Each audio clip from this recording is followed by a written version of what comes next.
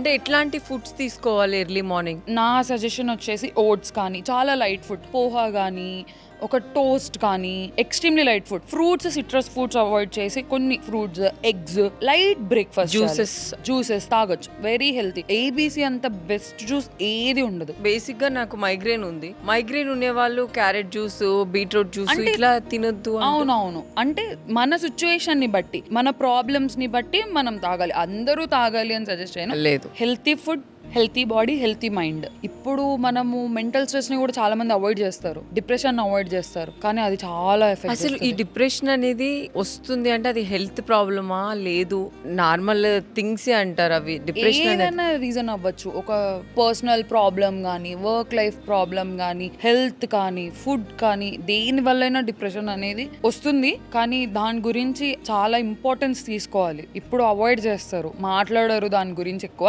కానీ కొంచెం మాట్లాడి పక్కనున్న వాళ్ళతో ఎక్స్ప్రెస్ చేసి దానిలో నుంచి బయటికి రావాలి. Mental health is very important. హ్యాపీగా ఉండాలి.